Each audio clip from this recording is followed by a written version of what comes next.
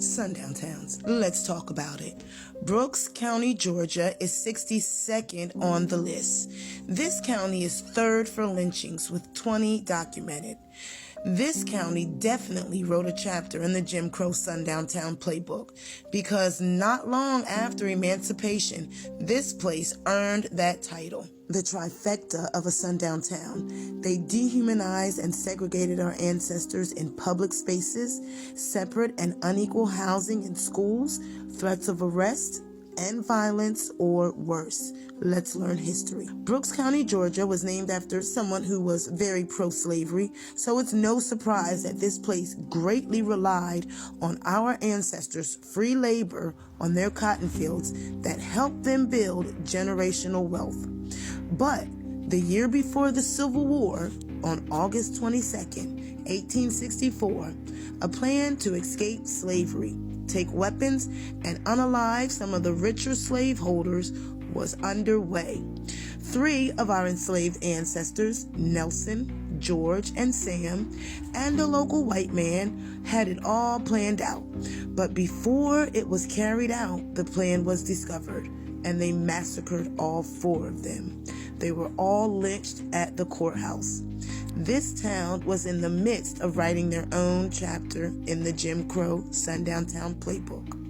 And by December 24th, 1894, another massacre happened in Brooks County. They call it the Brooks County Race War, but it was a massacre. It started out by the unaliving of a constable. Hundreds of white people came from all over to literally hunt down our ancestors. Anyone who looked like my sons or my husband. Their lives were in grave danger. This mob ended up unaliving 7 of us during this massacre. Brooks County has a habit of hunting us down. You'll hear the worst of it in part 2. During slavery, we even had to worship in the same church. In Liberty Baptist Church, there was a slave gallery to keep us segregated, and other churches like Groverville Methodist had fully separate services to keep us as far apart as possible. But in places like this, history says we were known to create hush harbors, places where our ancestors could pray without the always listening slave master around. Our hush preachers taught us things our ancestors needed to hear, like how to hold on and that freedom was coming. In reality, this Jim Crow Sundown County was just getting started. Stay tuned for part 2 because it gets brutally worse in Brooks County. Part 2, Sundown Town, number 62. We left off talking about the first 2 massacres in this county and our hush church communities. Let's continue learning. I have to warn you that this is a very sad story. Mary Turner was 8 months pregnant. She was 21 years old, and she was lynched. Have you heard of her story? Now we can further understand the town where she was and the mentality of the people. It all started on May 16th, 1918, when a white man was unalived by a black man. A mob was formed.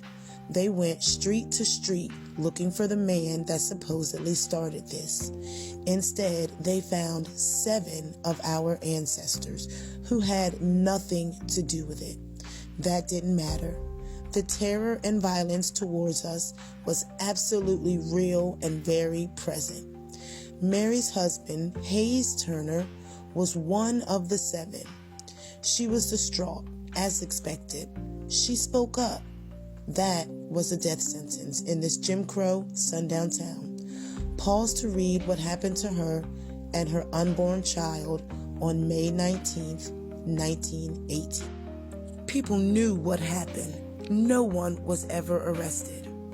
After this, our ancestors left this place by the hundreds. What happened to her was used as evidence for the government to pass an anti-lynching bill of 1922. They didn't pass it. Yet another time in our history when this country failed us terribly. By the 1920s, the terror inflicted on us was enough to keep us segregated and in our place. from education to voting. But our ancestors craved education, and our ancestors created learning spaces like the Brooks County Training School and the Rosenwald schools opened up in the 1920s, separate and unequal, as was typical in a Jim Crow sundown town. Our ancestors that remained in this area were fully traumatized by what happened. When civil rights came, the end of separate and unequal schools, well, not quite. In Brooks County in 1959, there were still 2 schools for our ancestors and 2 schools for white kids. They decided instead of integration, they used that generational wealth from our ancestors' free labor and pulled out of the public school system altogether and paid for private schools. I really need to know the current climate of this county. Can anyone share a first-hand account about this place, past or present? Share this video. Tag them in the comments. Let's learn. Why won't they tear it down? It looks like a dilapidated building, but it's because of the rich history that you get once you step on the inside. You see the original hardwood floors that are almost 100 years old. You see the original windows of the building, and then at the back you have the original blackboards that were once used to teach African Americans who were unable to get a fair and proper education. It represents a culture's deep desire for education.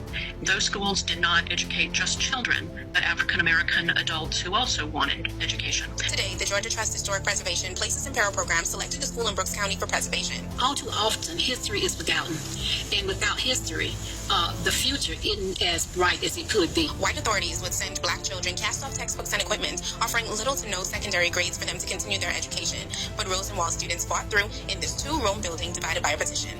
People that worked so hard for this building to get it for their children. And so when I come in, I look back and I say, yeah, that's history. That's the love that the ones before us gave to us. And that's why it needs to be restored. That's what 501c3 that we have written up what we plan on doing. So it's a matter of just, people coming in, helping us to get this back so we can have a legacy here. Preservationists say within the upcoming months, this historic building will be transformed into a community center that can carry on the legacy and also provide an opportunity for retired and former teachers to come back and teach the next generation. Ashanti Isaac, WALB, your hometown news source.